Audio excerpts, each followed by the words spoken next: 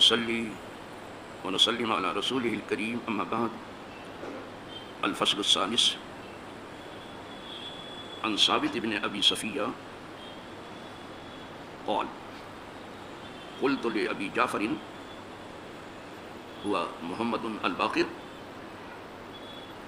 حدثك جابر أن النبي صلى الله عليه وسلم توضأ مرة ومرتين وثلاثا قال نعم. رواه الترمذی وابن ماجہ. الحمدللہ رب العالمین. آج میں نے سنن وضو کی تیسری فصل کا آغاز کیا. اس تیسری فصل میں زیادہ حدیثیں نہیں آئی ہیں، لیکن جو آئی ہیں وہ بہت کچھ آنکھ کھولنے والی. اور حدیثیں تو اس لیے ہیں کہ ہمیں اللہ کی طرف راہ مل جائے. اصل میں یہ ہے اللہ کی راہ حضور سے زیادہ اچھا چلنے والا کوئی. تو جو آپ کی راہ ہے وہ اللہ کی راہ کھولتی ہے کہ ادھر سے جاؤ. آپ صراط مستقیم کی رہنمائی کرتے ہیں. تو ایک ہی حدیث پڑھی ہے اور وہ حدیث بھی ایسی ہے کہ اس کی تفصیل آپ پہلی فصل میں اور دوسری میں سن چکے ہیں، لیکن اس میں جو راوی ہیں تھوڑا سا ان کے سلسلے میں مجھے کہنا ہے تاکہ حدیث پڑھنے والوں میں، سننے والوں میں، سمجھنے والوں نے اور اس پر عمل کرنے والوں میں ایک بزرگوں کا ادب بھی آ جائے. ادب بہت بڑی چیز ہے. مومن کا بہت بڑا ہنر ادب ہے. وہ بہت باادب ہوتا ہے مومن. وہ اپنی بات چیت میں بھی بہت محتاط ہے اور بڑا حلیم و بردبار ہے. وہ اپنے عمل میں بھی بہت محتاط ہے اور ڈرتا رہتا کہ کہیں سے کوئی بے عملی راہ نہ پائے. اور وہ اپنی فکر میں بھی بہت محتاط ہے کہ کہیں فکری لغزش میں ہم مبتلا نہ ہو جائیں. اس لیے تھوڑا سا راویوں کے بارے میں ذرا سا کہنا ہے، حالانکہ یہ سخت عنوان ہے لیکن تھوڑا سا کہنا ہے. ثابت ابن صفیہ سے ہے. یہ ثابت ابن صفیہ جو ہے تابعی ہے، صحابی نہیں. یہ حضرت انس سے روایت کرتے ہیں، وہ وہاں سے حدیثیں سنی ہیں. تابعی ہے نا.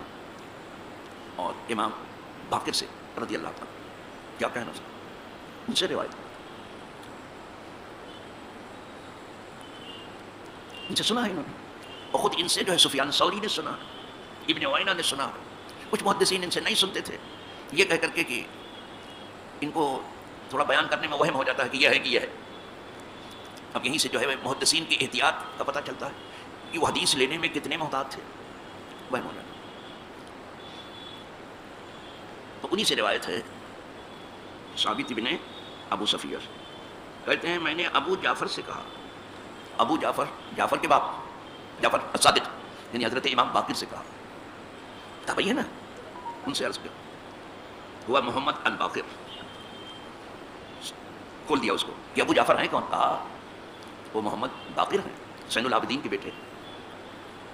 بڑا گہرا علم رکھتے تھے اور آپ کا علمی مقام بہت بلند ہے. آپ کی فقہی شان بہت نمایاں ہے. اگر ہم ڈکشنری کھول کے دیکھنے جائیں لغت، عربی لغت، تو بقرہ کے معنی ہیں پھاڑنا، چاک کرنا، کچادہ کرنا. بس ان کو باقر اس لیے کہتے ہیں کہ یہ باقر العلوم تھے، ان میں بڑی گہرائی رکھتے تھے، بہت گہرائی تک گئے تھے. یہ اوپر اوپر کا علم نہیں تھا. اب زیادہ تر علم آپ کو بہت اوپر اوپر کا ملے گا. اب لوگ ڈال ڈال اور پات پات چلنے والے لوگ ہیں، جڑ سے گفتگو کرنے والے بہت کم لوگ ہیں. ہاں لیکن الحمدللہ آج خوشی کی بات ہے کہ ہمارے کچھ علماء بہت فن حدیث میں جڑ تک جانے کی کوشش کر رہے ہیں اور بہت حد تک وہ کامیاب ہیں. اوپر اوپر سے گفتگو نہیں کی کہ کوئی بات میری ہلدی کی ایک گرام ملی تو پوری مارکیٹ میں اعلان ہوا کہ میں پنساری ہوں، انا پنساری. ایسا نہیں ہے.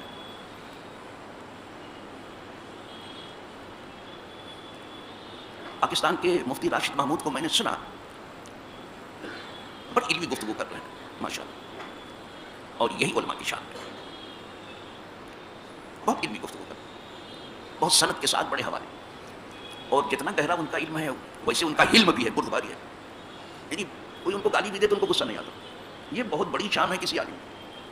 اور تھوڑی دیر میں آپے سے باہر ہو جائے تو اس سے پہلے اپنا علاج کرنا چاہیے، پھر اپنے شاگردوں کو. جیسا گہرا ان کا علم ہم پا رہے ہیں، بہت خوشی ہو رہی ہے دیکھ کر کے، علمی گفتگو کر رہے ہیں، علمی گفتگو پر خوشی ہو رہی ہے، تو جیسا گہرا اسی طرح سے بہت زبردست ان کا علم ہے، یعنی بردباری، غصے میں نہیں آتے.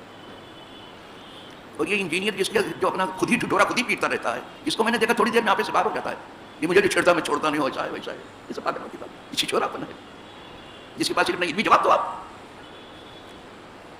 جب کوئی علمی مسلمان ہونے کی بات کرتا ہے تو علمی جواب دے. ادھر ادھر کی بکواس کرنے کی کیا ضرورت ہے، گالی بکنے کی کیا ضرورت ہے، اور اپنے آبا و اجداد اپنے نسب کو فخر کرنے کی کیا ضرورت ہے کہ میں فلاں ہوں، میں فلاں ہوں، میرے باپ دادا فلاں تھے، ایسے تھے. بدرم سلطان کو کی کیا ضرورت ہے. وہاں عمل پوچھیں گے، خدا کیا نسب نہیں ہے. یہ نہیں پوچھیں گے کہ پدرت کیس تیرا ابا کون ہے، یہ نہیں پوچھیں گے تیرا باپ کون ہے، نہیں عمل کیس تیرا عمل کیا ہے، عمل کیا ہے. عمل کی گفتگو کرو، علم کی گفتگو کرو. کیوں آپ سے باہر ہو جائے، ڈھڈورا علم کا پیٹو اور بات چاہیے جیسی کرو. آپ تھوڑی دیر میں جو ہے آپ سے باہر ہو جائے، اور تمہارے وہ آبا و اجداد جو راستے بھی نہیں ہیں ان کو فخر کرو. انا للہ و انا الیہ راجعون. تو آج بھی بہت سے لوگ ہیں وہ علم کی گہرائی میں جانے کی کوشش کر رہے ہیں، اور اس میں بہت حد تک وہ کامیاب ہیں ماشاء اللہ.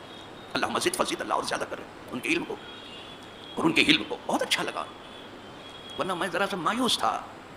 ایسا کیوں نہ ہوا کہ اپنے یہاں بھی اہل سنت و جماعت جو سب سے بڑی جماعت ہے ماشاء اللہ، ہر جماعت جو ہے یہیں سے خام مال لے کے جاتی ہے، ہمارے یہاں علم کی گہرائی کیوں نہ ہوئی. تو الحمدللہ ان کو سننے کے بعد، اسی طرح سے آصف جلالی کا بھی علم اچھا ہے، لیکن نام میں تھوڑا سا جلال لگا ہے، اور جلال حق بھی اچھا ہے. علم والے کو قدر اور بردباری کی ضرورت ہے. شاہوں کی راہ الگ ہے، دین ضرور ایک ہے، اور درویشوں کی راہ الگ ہے. مثل بہت مشہور ہے کہ ایک کملی میں 7 درویش جو ہے گزر بسر کر سکتے ہیں، وہ الگ راہ ہے درویشی. اور بادشاہوں کا حال 7 ملک لے کے دوسرے 7 کے چکر میں رہتے ہیں. اسی لیے حافظ شیرازی نے بڑی اچھی بات کہی ہے، ان کے بہت سارے اشعار بالکل الہامی ہیں. وہ کہتے ہیں ایک جگہ پر حافظ شیرازی کہ رموز مملکت خیش خسرواں دانا، اپنی حکومت کے بھیدوں کو حکمراں ہی جانتے ہیں کیا ہے کیا نہیں ہے. رہ گیا ہمارا حال اپنے بارے میں کہتے ہیں ہمارا حال کیا ہے. گدائے گوشہ نشینی، ہم تو گوشہ نشین فقیر ہیں، تو ہم شور و فقہ کیا کریں. یہ ہمارے جیسے تھوڑی سچ ہے کہ ہمارے درویشوں جیسے وہ شان نہیں ہے، یہ بالکل طے ہے. گدائے گوشہ نشینی تو حافظہ مخروش بہت چیز پکارا مت کرو. آپ چاہو درویشوں جیسے بادشاہ ہو جائے کبھی نہیں ہوگا. ان کی راہ و روش الگ ہے، خصوصاً یہ جو ملکی عدود ہو، پٹھنی حکومتیں ہوں، تو آپ کیسے، یہ کوئی خلافت راشدہ ہے کیا کہنا سر. اس سے ملا ہوا زمانہ ہے تو پٹھنی حکومتیں بس اللہ رحم کرے، جو آتا ہے اس زیادہ ہی غضبناک ہو کے آتا ہے. اللہ رحم کرے اپنے بندوں پر اور فضل کرے. خیر، میں عرض کر رہا تھا کہ ان کو امام باقر کو باقر اس لیے کہتے تھے کہ اپنے علم میں یہ بہت گہرے تھے. مدینہ منورہ میں ان کے جیسا جلدی سے ڈھونڈے سے فقیر ان کے دور میں نہیں ملتا تھا، بہت گہرائی. لیکن یہ حضور کے لاڈلے ہیں، حضور کے بیٹے ہیں، بیٹوں کے بیٹے ہیں. تو یہ نہیں کہ گھر میں بیٹھے رہے کہ ہم کو تو خاندان سے ہمارے مل گئے، نہیں نہیں، آپ کو وہی بتانے چلا ہوں. یہ سبق حاصل کر رہے تھے عبداللہ ابن عمر سے، اتنی بڑی شہزادگی رکھ کر، اور یہ سبق حاصل کر رہے تھے اب جابر ابن عبداللہ سے، حضرت جابر سے سیکھتے تھے حدیث. یہاں تو بس سادات ہو گئے تو بولے ہمیں پڑھنے لکھنے کا، ہمارے گھر میں تو علم اترا. ارے آپ کو سب سے زیادہ پڑھنے لکھنے کی ضرورت ہے، سب سے زیادہ ضرورت ہے. تو یہ سیکھنے جاتے تھے. حضرت جابر ابن عبداللہ کے پاس اتنا آنا جانا تھا، حضرت امام باقر کا کہ نہ پوچھو. وہ ضعیف ہو چکے تھے، بہت بوڑھے ہو چکے تھے جابر ابن عبداللہ، اور نابینا بھی ہو چکے تھے. تو جب جا کر کے وہاں آپ انہیں آواز دیتے تو پوچھتے کہ کون، نابینا تھے نا، تو کہتے محمد ابن علی، یعنی زین العابدین کے بیٹے. جیسے نام لیتے تھے اپنا، بس اندر سے آواز آنے لگتی تھی، مرحبا مرحبا مرحبا ابن رسول اللہ، حضور کے بیٹے کو مرحبا. کیا ادب تھا. استاد اندر سے مرحبا مرحبا کہہ رہا ہے کہ اللہ حضور کے بیٹوں کو، بیٹوں کے بیٹے کو مرحبا. تو جب یہ آ جاتے ان کے پاس تو ان کا گریبان کھولتے تھے حضرت جابر.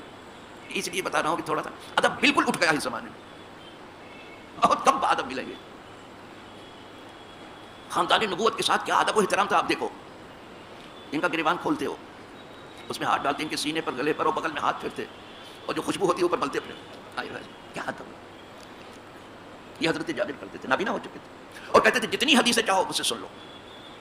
حضور سے میں نے بہت سی حدیثیں یاد رکھی، جتنی چاہو سن لو اور جس موضوع کو چاہو سن لو. لیکن یہ خوشبو لے کر کے سونگتے تھے کہ حضور کی آل سے حضور کی خوشبو آتی ہے. اے گل سے تو خرسندم تو بوئے کسے داری, حضور کے باغ کے پھول ہیں, آپ پھول ہیں, آپ سے حضور کی خوشبو آتے ہیں. دیکھ رہے ہو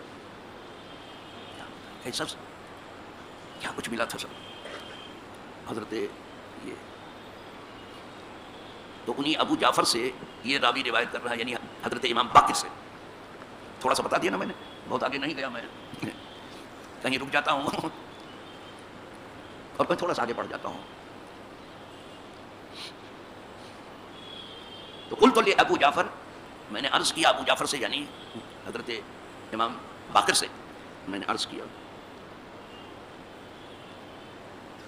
حدثک جابر, آپ سے حدیث بیان کیا جابر نے. حضرت جابر سے سنتے تھے نا, یہ آپ سے حدیث بیان کیا جابر نے, کیونکہ جابر صحابی ہے, یہ تو تابعی ہے نا بیان کرنے والے. تو پوچھ رہے ہیں کہ کیا آپ سے جابر نے حدیث بیان کیا کہ بے شک نبی کریم صلی اللہ علیہ وسلم نے وضو فرمایا ایک ایک بار, دو دو بار, تین تین بار. یہ حدیث بیان کیا آپ سن چکے ہو کہ کبھی حضور نے جلدی تھی یا بیان جواز کے لیے ایک ایک بار کیا, دو دو بار کیا, اس کا اہتمام زیادہ. نور علی نور. تیسری بات, تیسری تو سنت ہی ہے, کوئی آخری حق بھی ہے. تو کہا کہ آپ سے بیان کیا کہ کبھی حضور نے ایک ایک بار وضو کیا, کبھی دو دو بار کیا, کبھی تین تین. دیکھو کیسی تصدیق کر رہے ہیں, پوچھ رہے ہیں امام باقر سے. قال نعم, انہوں نے کہا بے شک ہم سے جابر نے بیان کیا, یہ ہم سے بیان کیا ہے. اور پہلے سن بھی چکے ہو, یہ حدیث تو یہی ہے, ایک ایک بار, دو دو بار, تین تین بار, بس اتنی ہی بات ہے پہلی حدیث. اس کو ترمذی نے روایت کی اور ابن ماجہ. آج الحمدللہ اسی پر اتفاق کیجیے کہ تیسری فصل کی صرف ایک ہی حدیث.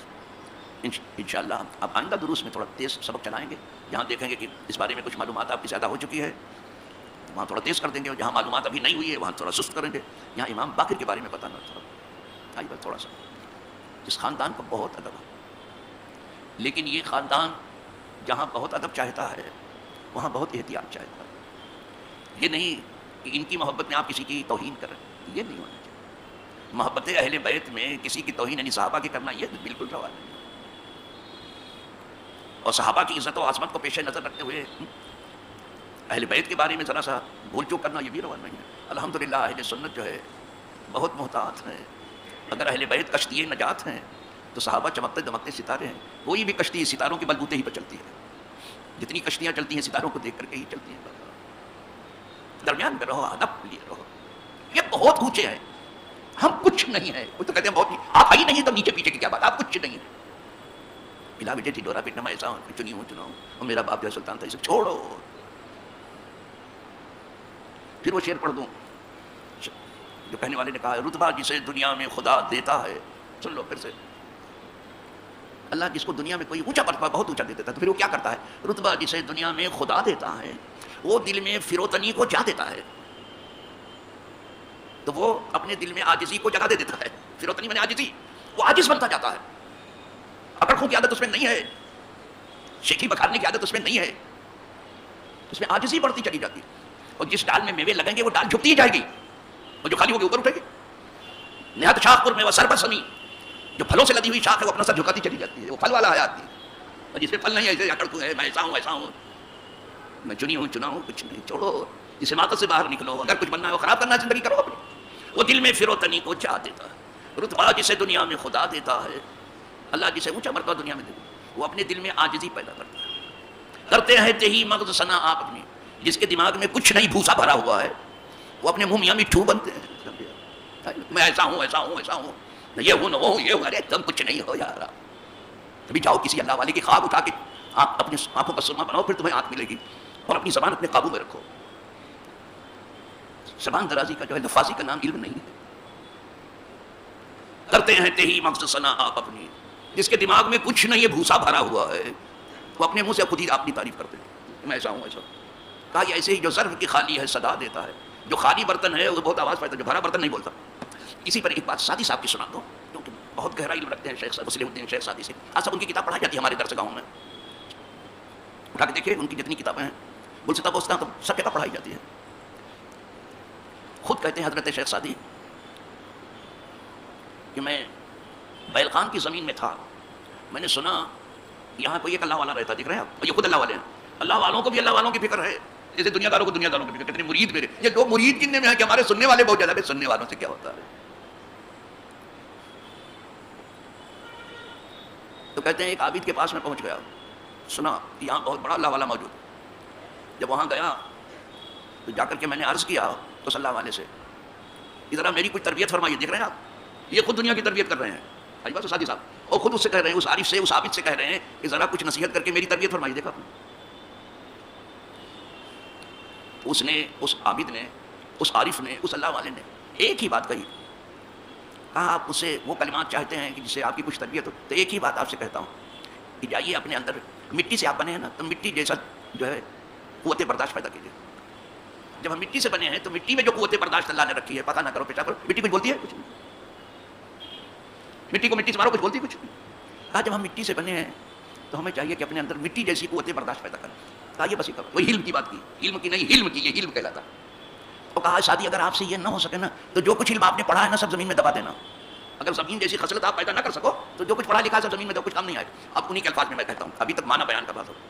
کہتے ہیں درخواق بیلقاں برسیدم بعابدے، گفتہ مارا بتربیت جہل پاک کن، گفتہ میرو جو خواب تحمل کو نئے فقی وزر کے خاندائی ہم در زیر خاک۔ وہی ہے فقی کا بڑی عزت کھاتا ہے، عالم صاحب، علامہ صاحب، جائیے اپنے اندر مٹی جیسی قوت برداشت پیدا کیجیے، اور اگر یہ نہیں ہو سکتا جو کچھ پڑھا لکھا زمین میں دفن کر دیے، کچھ کام کرنے۔ اللہ علم بھی دے، علم بھی دے، قوت برداشت، اچھی عمل کی توفیق دے، اچھے لوگوں کا ساتھ دے، اچھے لوگوں کا پڑوس دے، اچھوں کے قدموں میں دفن ہو، اچھوں کے ساتھ ہم تمام کا حشر و نشر ہو۔ وآخر دعوانا الحمدللہ۔